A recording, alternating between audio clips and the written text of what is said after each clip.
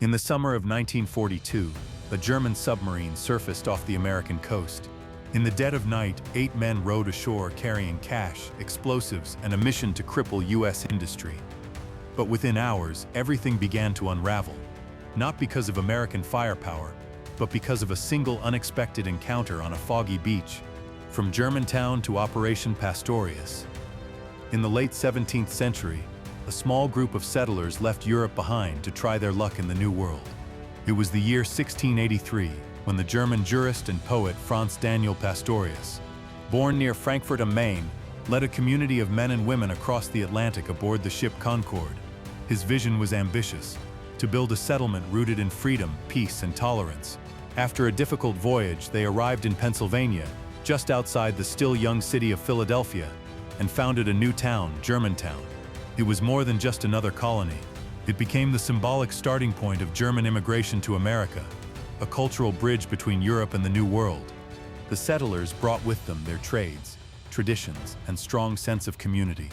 Under the leadership of Pastorius, Germantown grew quickly into a flourishing settlement. Pastorius himself became not only an administrator, but also an advocate for broader ideals, religious freedom, and social justice. Perhaps the most remarkable legacy of Germantown came just 5 years later. In 1688, members of the community, including Pastorius, signed what became known as the Germantown Protest, the very first written document in North America to speak out against slavery. In a time when the institution of slavery was widely accepted and rarely questioned, this act stood out as a radical call for justice. The protest was largely forgotten for centuries, filed away and ignored, only to be rediscovered in the 19th century during the rise of the abolitionist movement. Still, Germantown thrived. It became a cultural and economic hub where German traditions blended into the American landscape. For many later immigrants, it symbolized the idea that one could bring European heritage to America and make it flourish on new soil. Fast forward to the 20th century, long after Pastorius and his pioneering settlers were gone, his name would be remembered again, though in a very different and darker context. In the middle of World War II, Nazi Germany launched a secret sabotage plan against the United States. Following their habit of naming military operations after figures from history, they chose to call this plan Operation Pastorius. Why exactly they used his name remains unclear, especially considering that Pastorius had championed values like tolerance and justice, values completely at odds with the Nazi regime. But the choice of name reflects the way the Nazis often cloaked their military actions in historical symbolism. Just as Operation Barbarossa had invoked the medieval emperor Frederick Barbarossa, so too did Operation Pastorius borrow a name from the past. Yet instead of standing for freedom and protest against oppression, the name would now be tied to sabotage, espionage, and one of the boldest and most disastrous attempts of Nazi Germany to strike directly at the American homeland. This is where the story of Operation Pastorius begins, with the appropriation of a name tied to ideals of liberty, repurposed for a mission designed to sow fear, chaos, and destruction. America enters the war, and fear of sabotage. By late 1941, the Second World War had spread across nearly every continent.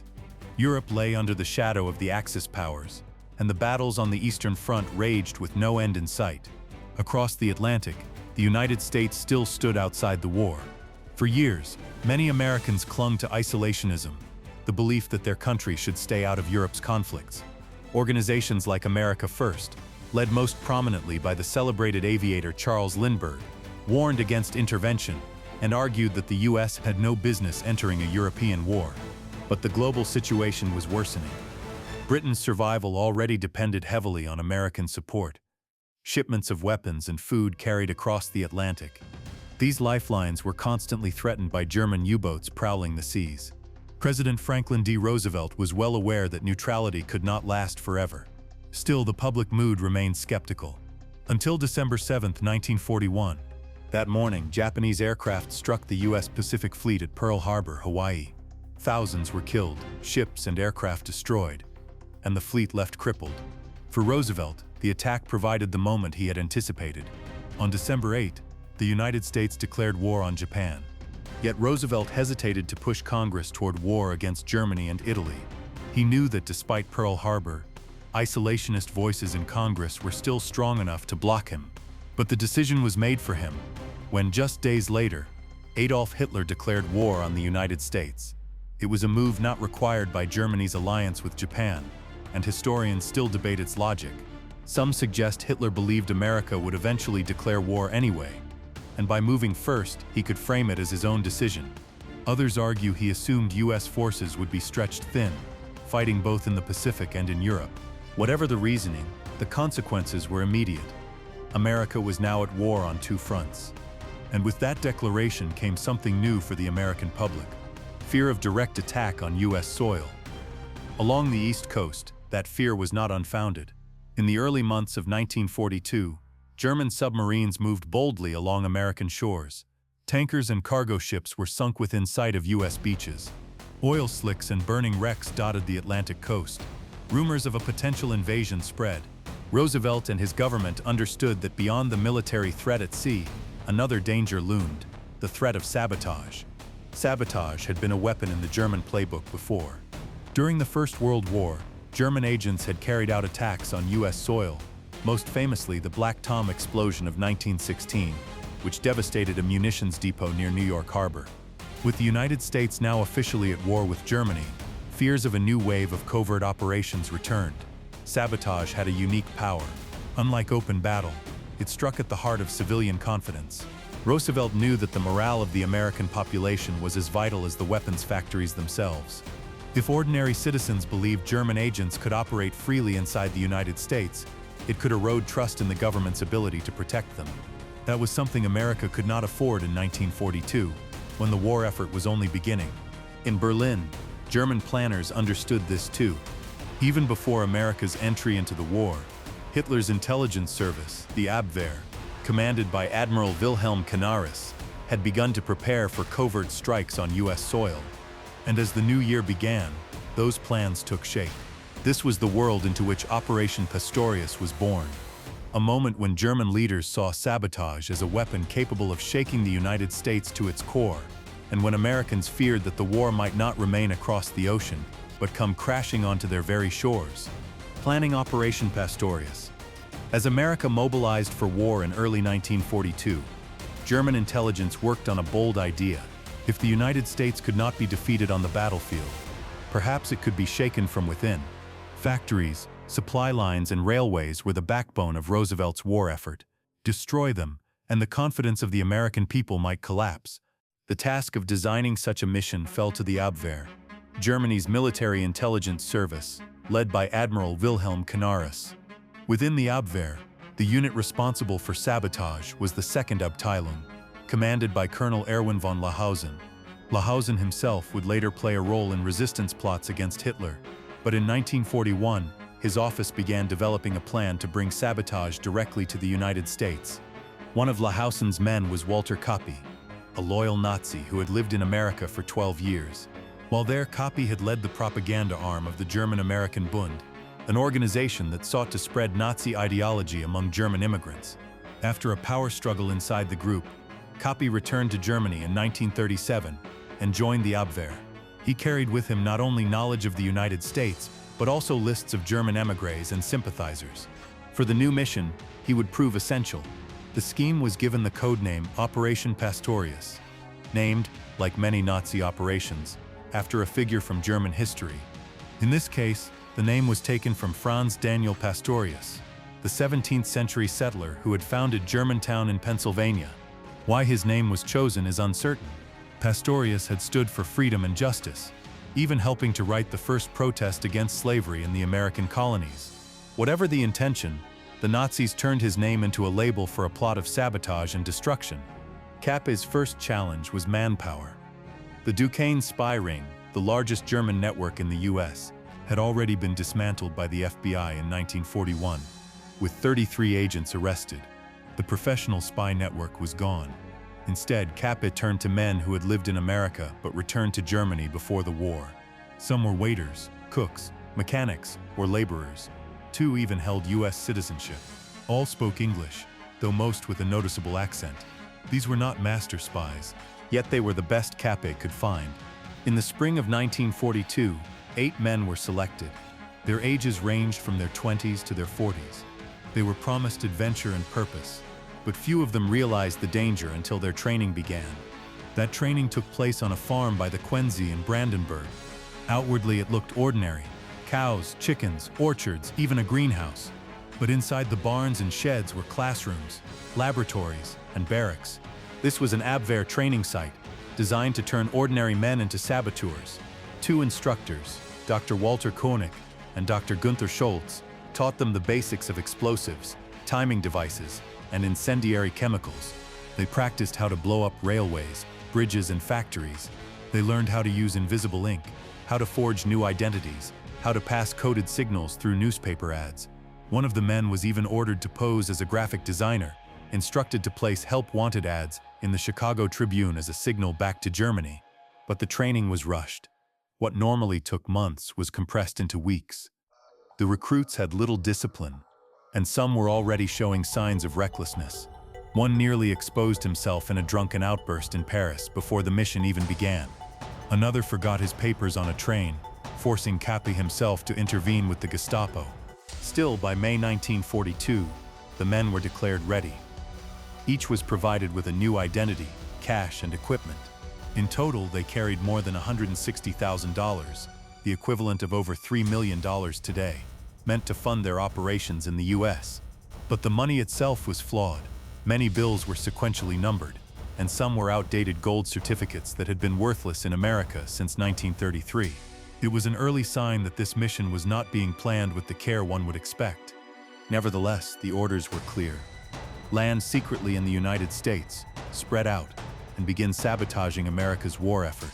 Factories, railroads, power plants, and especially the aluminum industry, crucial for aircraft production, were to be their primary targets. On paper, the plan was daring. In reality, it was a disaster waiting to happen. Landing in America. By late May and early June 1942, the plan moved from maps and drills to ocean crossings. Two groups of saboteurs left Europe aboard German U-boats, a risky, secret route meant to put them ashore under cover of night. One boat carried the team destined for Florida. The other carried the men who would land on Long Island, New York. The crossings took roughly 2 weeks, and the tension only grew as the men neared American waters. The Florida team, commanded by Edward John Curling, made landfall near Ponte Vedra, close to Jacksonville. They slipped ashore in a small rubber boat under darkness, carrying buried caches of explosives, detonators, false papers, and the badly prepared U.S. currency supplied from Germany. Their arrival passed without immediate incident, and they melted into the landscape to begin their mission. 2 days later, in the small hours of 12 June 1942, George John Dash and his group landed on Long Island.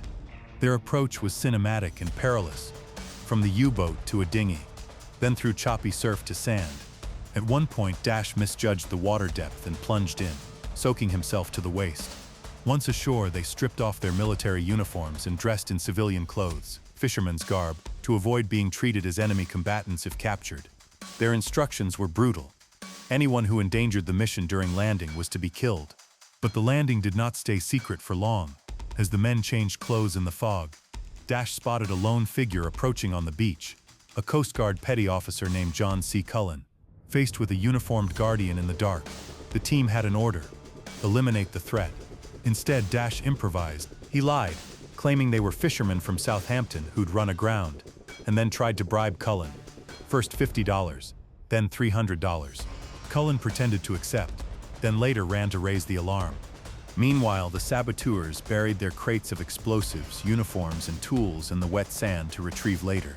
But the damp sand left obvious marks. The Coast Guard and local men followed footprints and unearthed the hidden boxes containing explosives and German uniforms. The discovery was reported immediately. The Navy, the Army, and most importantly, the FBI were notified. Within hours, the story reached Washington. J. Edgar Hoover and the Attorney General were informed, and President Roosevelt learned of the landings before the day ended. Back in Long Island, the saboteurs acted quickly to blend into civilian life. They bought train tickets, traveled to small stations like Amagansett, then on to Jamaica, and finally to New York City.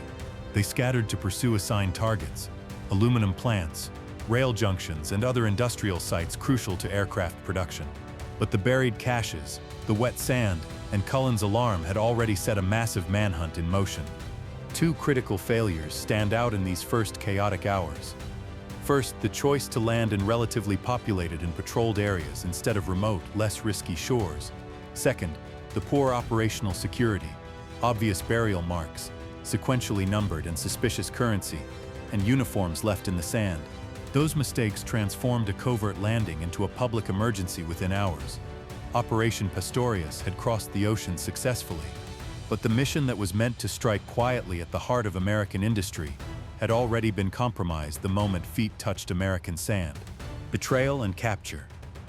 The landing had barely happened when the mission began to unravel, not from superior counterintelligence, but from human error, and one surprising act of conscience. George John Dash, leader of the Long Island Group, found himself at a moral and tactical crossroads almost immediately after coming ashore. The plan had been ruthless: land at night, bury the supplies, split up, and carry out coordinated sabotage against factories, rail hubs, and power plants. Instead, Dash did something none of the planners expected. He decided to turn himself in. Dash's story to the FBI would later be wrapped in ambiguity. He claimed his intention all along had been to sabotage the operation from within. Whether that was true or a post hoc justification is still debated. What is clear from the contemporary record is that he first approached the New York FBI field office and insisted on speaking directly with J. Edgar Hoover. The local agent dismissed him as a crank. A memo was written, but crucially, it never made it to Washington. Dash left New York frustrated, convinced he needed to be heard at the highest levels. 5 days passed. Dash did not abandon his resolve. He traveled to Washington and again phoned the FBI. This time the call was treated differently. Agents came to his hotel, took him into custody, and began to hear the full story. From Dash's account, they learned about the 2 landings, the buried crates, and where men had scattered. He also provided tangible leads: a handkerchief containing names and coded contact details, initially invisible, that he said linked to other members of the operation. The invisible ink notes proved decisive. Technicians discovered ammoniacal treatment made the hidden writing appear. With those names and addresses in hand, FBI agents were able to move quickly. Dash's companion in confession, Ernest Berger, cooperated. The 2 men's testimony and the recovered documents created a trail that investigators could follow. Within days, the net closed. Arrests were made across the eastern seaboard, not only the 4 who had landed on Long Island, but also the 4 who'd come ashore in Florida. The buried explosives and German uniforms recovered on Long Island, unearthed by the Coast Guard after John C. Cullen raised the alarm, corroborated Dash's claims. What had begun as a clandestine insertion developed in a matter of hours into an open investigation involving Navy, Army, and federal law enforcement. Publicly, the narrative that emerged was shaped by one powerful figure, J. Edgar Hoover. The FBI's Washington office framed the discovery and capture as its own success. Local heroes like Coast Guardman Cullen and the complexities of Dash's betrayal were initially minimized in press accounts. Military leaders bristled. They believed alternate strategies, shadowing the saboteurs to gather more intelligence or using them for counter-operations, had been foreclosed by the rapid public disclosure. In the span of a week, a carefully plotted mission that had crossed an ocean to strike at American industry was undone by a mix of rookie mistakes, compromised equipment, and most surprisingly, the willingness of one participant to expose the plot. Operation Pastorius had been foiled not by superior sabotage training, but by secrets unearthed on a damp beach, a handkerchief, and a man who chose to talk. Trial and execution. With all 8 men in custody, the United States government faced an immediate dilemma: how to prosecute them.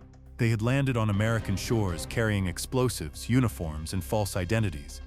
Yet they had not carried out a single act of sabotage. Were they criminals to be tried in civilian courts or enemy fighters to be judged under military law? President Franklin D. Roosevelt settled the matter quickly. In July 1942, he signed an executive order directing that the men be tried before a military tribunal rather than in a civilian court.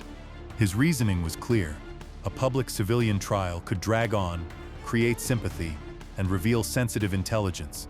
A swift military proceeding would set an unmistakable example. The tribunal consisted of 7 U.S. Army generals, with the Attorney General Francis Biddle acting as prosecutor. The saboteurs were defended by Colonel Kenneth Royal, a respected lawyer who had volunteered for military service after Pearl Harbor. Royal did not simply go through the motions. He challenged the legality of the tribunal itself, arguing that the Constitution required the men to be tried in civilian courts since they had not yet committed any crimes. This argument reached the Supreme Court, in the case known as ex parte Quirin. In an extraordinary session, the court was technically on summer recess. The justices heard arguments in secret. Within days, they issued a unanimous decision. Roosevelt's tribunal was legal. The court reasoned that the men were unlawful combatants, enemy fighters who had entered the country in disguise to commit hostile acts. As such, they could be tried and punished under military law. The tribunal moved quickly. On August 1, 1942, after just 3 weeks of proceedings, all 8 men were convicted. 6 were sentenced to death. 2, George Dosh and Ernest Berger, who had provided information and confessed early, received prison terms instead. Roosevelt himself approved the sentences. Only 2 days later, on August 3, the punishments were carried out. In the electric chair at the District of Columbia Jail, 6 of the saboteurs were executed. Edward Curling, Werner Thiel, Heinrich Heinck, Richard Quirin, Herbert Haupt, and Hermann Neubauer. The speed was startling. Arrests in June, executions in August, a sign of how determined the Roosevelt administration was to project strength. Dash received a 30-year sentence, and Berger was given life imprisonment, yet both would serve only a fraction of their terms. In 1948, President Harry Truman commuted their sentences, and they were deported to the U.S. occupation zone in Germany. Dash lived until 1992, long enough to publish a book about the affair. Though he never escaped controversy, to Americans he was a traitor, to many Germans a betrayer, and to himself he insisted, the man who had saved the United States from sabotage. The entire episode marked a dramatic moment in American wartime justice. For Roosevelt, it was about deterrence, making clear that any enemy who set foot on American soil would face the harshest possible consequences. For the Supreme Court, it created a precedent that would echo far into the future. In the summer of 1942, though, the message was simple. The German plot to cripple American industry had been exposed and crushed, and those who carried it out paid the ultimate price. Operation Pistorius had ended not in explosions across the American heartland, but in a courtroom and a row of electric chairs. Legacy and aftermath. Operation Pistorius officially ended in August 1942, with 6 men executed and 2 sentenced to long prison terms. Yet the story did not stop there. The failed mission left echoes in both wartime America and in later chapters of U.S. history. The most immediate impact was psychological. When Roosevelt ordered the executions, the United States was only 8 months into the war. The outlook for the Allies was grim. In Europe, Germany controlled vast territories. In North Africa, Rommel's Afrika Korps was still advancing. In the Pacific, Japan was on the offensive. The American home front needed reassurance. By acting swiftly and decisively, Roosevelt sent a clear message. Any enemy who tried to infiltrate the United States would be caught and punished without mercy. The press covered the trial and executions extensively, turning the story into a symbol of national vigilance. That message did in fact discourage further German sabotage attempts, but not entirely. In 1944, another small team of agents came ashore from a U-boat, this time on the coast of Maine. Unlike their predecessors, they never made a serious attempt at sabotage. Instead, they lived extravagantly on the money they had been given, drawing attention to themselves without achieving anything. Eventually, they surrendered to the FBI. They too were sentenced to death, but the war ended before the sentences were carried out. Instead, their punishment was reduced to life imprisonment. The longer-lasting legacy of Operation Pistorius lay not in explosives or failed plots, but in law. The Supreme Court's decision in Ex parte Quirin set a precedent. Individuals who entered the United States as agents of an enemy, disguised as civilians, could be treated as unlawful combatants. This meant they had no right to a civilian trial, but could instead be tried by military tribunal. At the time, this decision was controversial. Critics argued that the tribunal moved too quickly, that the justices acted under pressure, and that the written opinion was only issued weeks after the executions had already taken place. The Chief Justice drafted parts of the ruling from his summer home, requesting legal text by mail to complete the footnotes.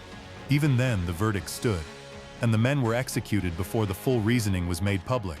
Decades later, the precedent returned. After the terrorist attacks of September 11, 2001, The US government cited ex parte Quirin to justify holding suspected al-Qaeda members at Guantanamo Bay as unlawful combatants, outside the jurisdiction of civilian courts.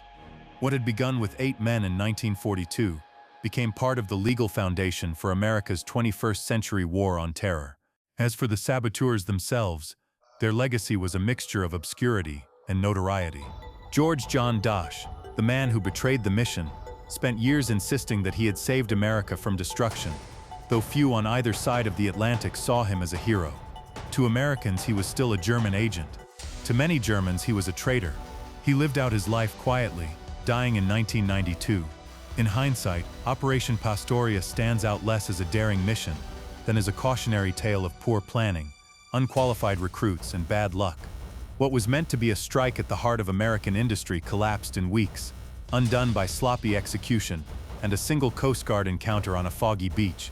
Yet its consequences in law, politics, and public memory stretched far beyond that summer of 1942. The war would go on for 3 more years, but the fate of Pastorius had already shown that Germany's attempts to undermine the United States from within were doomed to fail. Thank you for watching. Please press the like and subscribe button if you enjoyed this video.